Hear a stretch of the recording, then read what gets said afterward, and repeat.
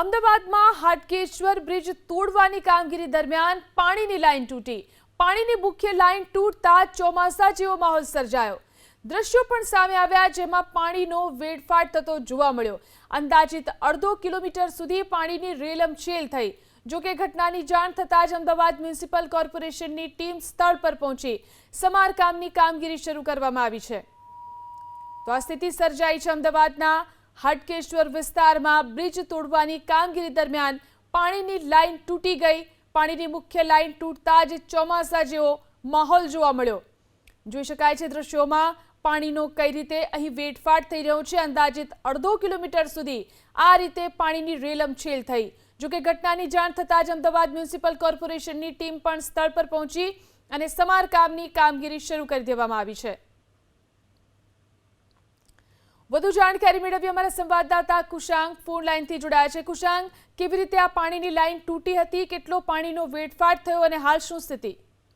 November મહિનાથી વિવાદિત Hatkeshwar bridge તોડવાની કામગીરી કરવામાં આવી રહી છે અને લગભગ 80% કામગીરી પૂર્ણ પણ થઈ છે. આ બ્રિજ ને તોડતા સમયે જે ભારે મશીનરી હોય છે તે કાર્યરત કરવામાં આવી હતી અને તે વખતે મુખ્ય પીવાની પાણીની લાઇન છે તે તૂટી છે. દ્રશ્યોમાં પણ જોઈ શકાય છે જે રીતના પાણીનો ભરાવો આસપાસના વિસ્તારોમાં થયો છે. અડધો કિલોમીટર સુધી આ પાણી છે તેનો વેડફાટ થયો છે અને હાલ પૂરતું હાટકેશ્વર બ્રિજને તોડવાનું કામ છે તે બંધ કરવામાં આવ્યું છે. કોર્પોરેશનના ઇજનેર અને ડ્રેનેજ વિભાગની ટીમો છે તે ઘટના સ્થળે રવાના થઈ છે.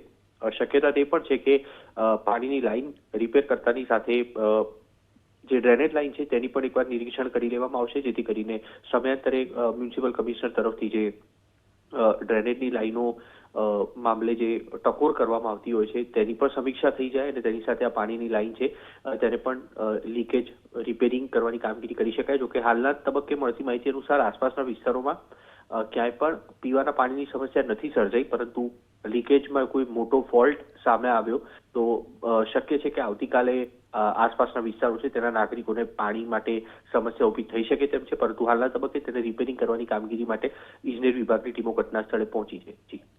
જી આભાર તમામ જાણકારી આપવા માટે.